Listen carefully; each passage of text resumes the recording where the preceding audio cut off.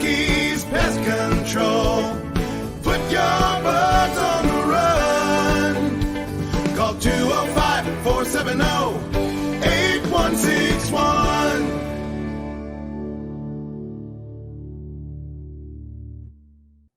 Hey, so today on the podcast, we're going to be talking about real estate, and I've got my good friend. Hey, I'm Chancie Rogers with Chancie Rogers Realty, brokered by Keller Hoover. Well, Chancie, so a couple questions for you. What got you into real estate? Well, actually, I had already had our, at the time, 3-year-old, and my husband's a fireman, and so we were looking for a way for me to be able to stay at home and not have to be away from him so much. So I started in December of 2013 getting my license, and then we found out in February of 2014 that I was pregnant with our second child. So no, that's not right. 2015. So I decided to go all in with real estate. I was working for a paper company in Birmingham, 8 to 5. And I fell in love with it, and it took off, and it's been a roller coaster ever since. Well, and you started at the perfect time for housing because the market was just on fire. Yeah, I had 6 months of just a normalized market where things sat for, 30 days. And then we went straight into COVID market, and it blew up fast. Oh yeah, I remember you were calling me daily, Yes. 5, 6, 7 times a day. So yeah, absolutely, yeah, and it was. Hey, how fast can you get out there? Well, hey, any advice for someone getting into real estate now, as far as the good, the bad, what you've seen? Yeah, you just have to really be dedicated. You have to have goals in mind. You have to know that this business runs off of what you do. What you put into it is what you get out of it. And I'm definitely seeing that now outside of COVID market. You can't they're not just selling now. You have to work, you have to market, you have to be disciplined and discipline yourself. It's a lot of fun, it's a lot of joy, because you're helping people with one of the biggest decisions of their lives. But you have to really be dedicated. Well, and also there's kind of that lull that they have to worry about. If there's no houses on the market, then you're because I don't think what people realize is real estate is all commission. It's commission based, and if you're not selling, you're not making money. A brokerage just holds your license to represent you and to be there for you if something was to go awry. But you're all commission based. You get no money unless those houses sell, and when those houses are sitting, you have to plan for that. Oh yeah. So what's the average commission that you would get off of a home? It just depends on the area. So I work, of course I've sold everywhere and anywhere, but I mainly mainly do the McCalla area. And here, commission, you're looking about $400 to $5,000 once it's split. The usual split is anywhere between 2.5% to 3.5%. For buyer and seller. So you're looking, your average commission right here in the McCalla area, unincorporated McCalla, you're looking at about $4,000 to $5,000. That's not bad. No, not bad. But then you have to take in the taxes and putting back into the company. Of course. And, people look at it and they're like, real estate agents make so much money. And I'm like, let me show you how to do this. That's like being a business owner, so. Yeah. And you are. Like, I'm an LLC. I own Chancie Rogers Realty. And yes, Keller Williams is my home office, but I own my own business. So you pay those business taxes. And luckily, again, I'm blessed to be married to a fireman. So we have state and health insurance, but I know plenty of agents that have to pay for their own health insurance. So that's another fee that rolls into all of that on top of our signs and our marketing and everything we do to make it a seamless transaction. Oh, yeah. Yeah. So I know we've talked about this a lot, but where do you see the market or how is the real estate market now from COVID to now? What are you seeing? I think all agents have it different. Again, where I work, the areas that I work, that I'm mainly in, we are seeing a very slow market. We're seeing houses sitting for a lot longer than what they were, which is the norm. They call it the shift. We're in the middle of a shift. And what's so strange is usually everyone shifts together, and you're seeing more of the cities, not so much in a shift right now, where the county, the rural areas are in the shift. And I think that's just due to who's buying right now and who's not buying right now. You have your people who aren't wanting to be around all the things in the rural areas, and right now they're like, I'm just going to hold my money and see what happens. I truly feel, and anything that I'm listening to feels the same way I do. My lender partners feel the same way I do. As soon as we see those interest rates start dropping a little bit, we're going to see a crazy market again. Well, it's crazy because prices haven't changed. And they're going up still. Right. I mean, well, I've seen some around here, we've got some older people who are leaving their home and going other places, and they're selling them for 20, 30,000 less than what they were going for. And they're still sitting on the market, not going anywhere. I mean, it's crazy how it's just flipped. Yeah, we went from here, just in my neighborhood alone, we went from houses selling for 170 to 180 a square foot, and now we're barely getting them over 150 a square foot. But keep in mind, 150 a square foot is still a whole lot more than what they were even 4 years ago. So we're comparing with a market that is unprecedented to anybody if you ask them, and the market is trying to level itself out a little bit, but at the same time, prices are still high. And now you throw in the 8% interest rates. So we're just in a lull right now, I think. Oh yeah, it's crazy. I mean, like we just talked about, $130,000 house is now almost $500,000 house. I can't wrap my head around, what it was. So. Yeah. I mean, like you and I were talking about, I mean, we purchased our homes for right now. People, I mean, at the time we were like, man, that's a steal. And now it's like, was it condemned? Was it falling in? Like, how did you get it for that price? And now, I mean, you and I both can sell our houses for double what we paid for them. And we bought ours in 2014. So, I mean, that's not a huge gap from what we're seeing now. And I mean, have we done a lot of work here? Absolutely. We've put everything we can back into it. But does that make it to where we should be able to sell it for in the 300,000s? I don't know, and that's the market that's trying to reset itself a little bit, because kids now, that are getting out of college, getting out of high school, and they're wanting to buy.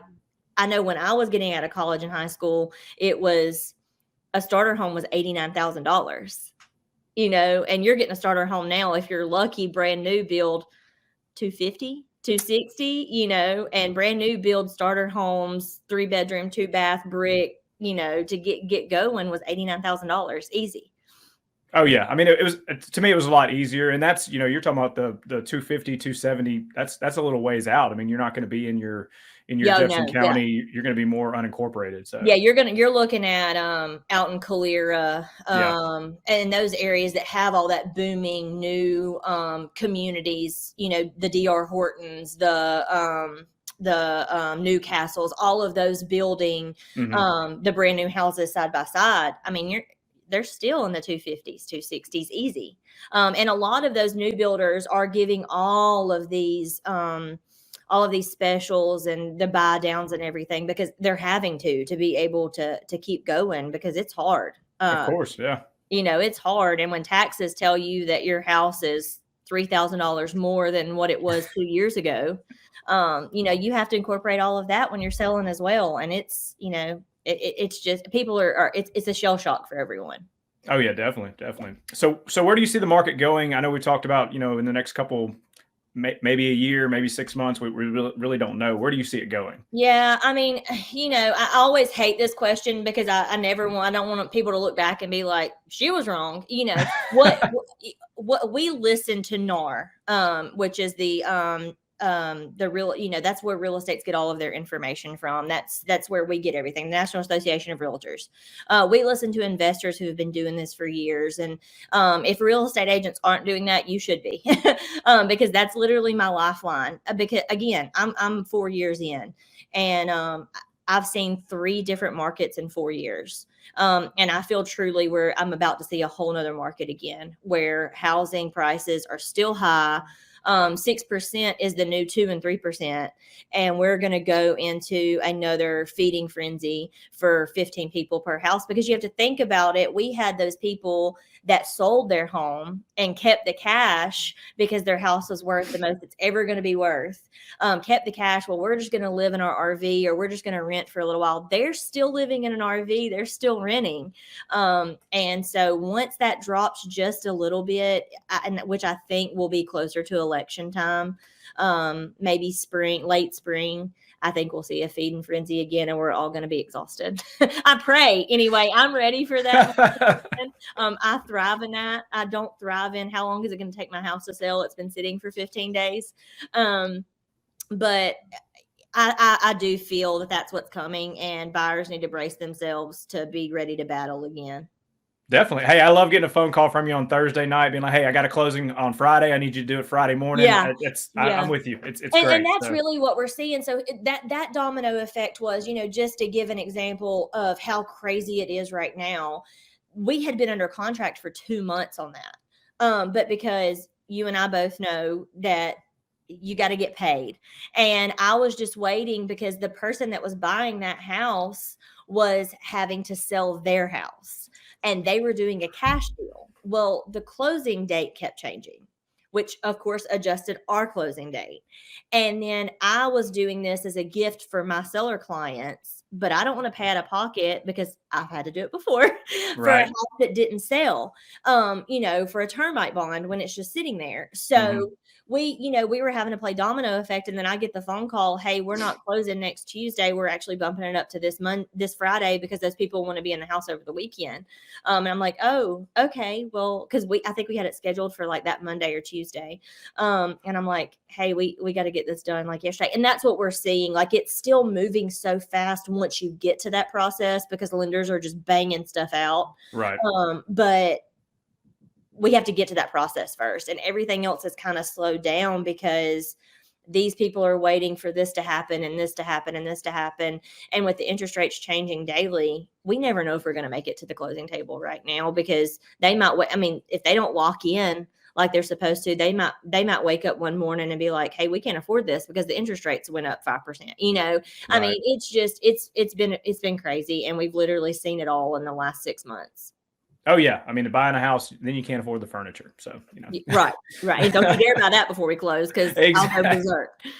Exactly. Well, that brings me to my next question. So that's perfect. So what sets you apart? I know you just talked about, and if you want to elaborate more on that, because I when you called me and said you were doing that, I thought that was awesome for you to do for your customer. Great customer service. So what sets you apart? Well, that's it. Like, this is the most joyful yet stressful time of their life. They're making the biggest purchase of their life. And so you want to make that as seamless as possible. Of course, in this case, this is a reoccurring client for me, a good friend of mine. She's also starting to invest, so she's going to be an investor client of mine. And I just wanted to make sure that she knew how much I appreciated her, how important it was. And I didn't want them to, I knew coming down to it, the last thing we were going to need was the termite bond and the WIR. And, you guys are always so great to just be like, yes, we're on it. Like, don't worry about it. But I knew that was going to be stressful, and I didn't want her in the picture at all. So I just took care of that. But, I'm huge on social media. I absolutely love marketing. Background, my dad has been a marketing manager for EMS for 40 plus years now. So the marketing for me is just huge, and I enjoy it. And you can see that in my job. I also give back to the fire department with any closing that I have.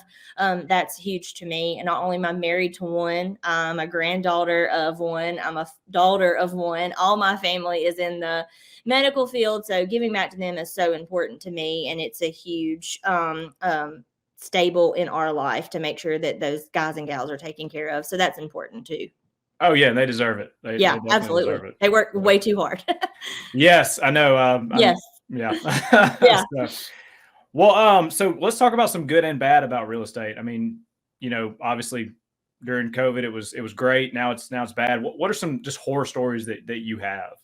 Right. You just have to prepare. And real estate agents, they always have to have that that keeper in your back pocket. I mean, right now, you and I've talked about it. I'm subbing at the school anytime that I can, just to make up for that income that's not there. You don't take away from pouring into your business, and you don't be a secret agent. I think if you look on my Facebook, you'll be able to tell every day that I'm a real estate agent. I keep it in people's face. But just being a full-time agent, being there for your clients, you just have to know that what you're going through isn't anywhere compared to what your clients are going through, especially those buyers who have been waiting for a year to get into a home. They're stressed. They can't find anything. And just, being a real person, like they're real people, you're working for them. Understand that you're working for them. And if it wasn't for them, you wouldn't be getting a paycheck. So, just knowing that it's not as easy as it looks on Selling Sunset. And it's not as magical as HGTV, but you make it as smooth a transition as possible for your clients. And of course, there are plenty of horror stories. You have people that you work with just to get that paycheck that at the end, like y'all probably weren't the best fit for each other. And they probably won't use you again, and that's okay with you. But you still give them the utmost attention and serving them just like you would anyone else. Oh yeah. Yeah. Well, and I think that's a little bit of the downfall that we see in this, in this business. A lot of people are like, they're just trying to get to that closing table, not understanding that you literally are in charge of one of the biggest decisions in people's lives, and they're about to sign over literally their life and every bit of money that they have. And just using that as I got to get money in the bank is just that's not how this should work. That's not what real estate was meant for. You're to be that backbone and that person that is there to guide them through the whole way. And when you can't be that if all you're looking for is a paycheck. So if you're getting into real estate but you know what you need, make sure that you have that something to fall back on, so that every paycheck isn't like, I've got to have it no matter what the situation is. Oh yeah. Well, and the biggest thing is trust too. I mean, like we work with multiple real estate agents, and I've voiced my opinion. Some of them have, after we've given the wood infestation report, we've never heard back from them. We've never been paid.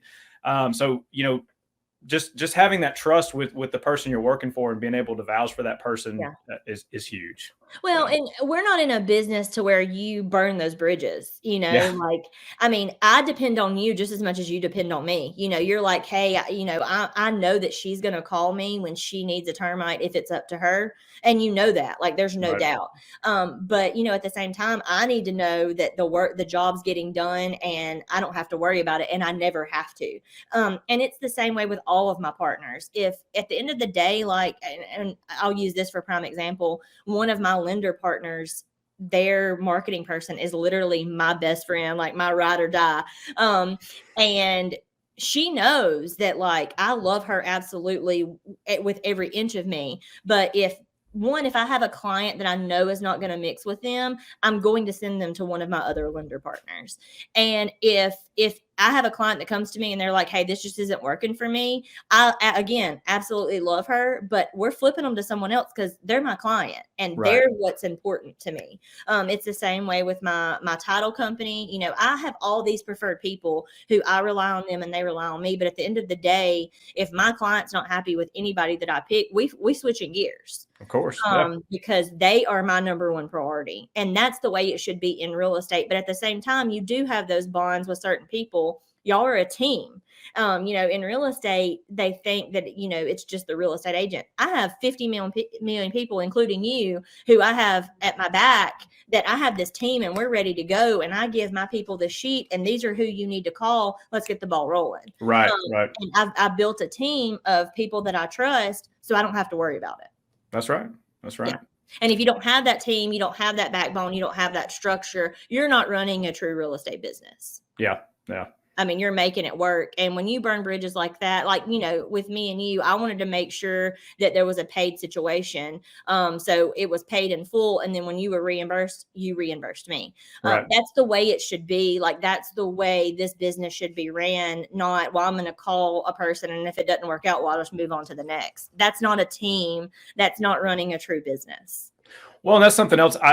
With us and you, we've heard of a lot of other companies that they go through email and all that. I like that personal touch with my customers, with you, with anybody that I'm working with, where it's a conversation. Hey, yeah, we'll get it done. I really don't like the filling out a form type thing, and I guess it's old school. I don't know. So. Well, and I really and truly haven't had many buyer clients or seller clients that haven't used you. And so, and that's coming from buyers who already have contracts set up with someone else because they're buying from someone. But my people trust me so much, and we have such a good relationship, and we're a team that they're like, I want to flip to your guys because I know that I can call you, you can call them if there's something wrong. Where if there's other people, I'm going to be on hold for 15 minutes waiting on the next customer service representative. Right. You know, like, I guess, it all boils down to, you can use big companies. I'm not saying big companies are not a good option. Go ahead, if that's what you're comfortable with and that's who your team is. I do better with small town team because I'm a hometown country girl lender. Look at my house, but it just works better for us. It works better for my clientele. I'm not in the upper areas where they don't mind, somebody's going to take care of it for them. So they don't mind sitting on hold for 15 minutes. I know who I can contact. I know who I can go to, and I know it's taken care of. And that's something off my real estate plate that I don't have to worry about. Right. Well, Chancie, I really appreciate you coming on the podcast. So how can we find you? What's the best way to get in touch with you? So my cell phone is always the best way to get in touch with me. Calls or text messages, 205-260-8286. I literally answer anything. It could say spam risk, and I'm still going to answer it just in case. And then I am on TikTok, The Fancy Agent, Instagram, The Fancy Agent, and then just Chancie Rogers Realty on Facebook. Perfect. Well, hey, again, I really appreciate you coming on. Yeah, thanks for having me. Google pesky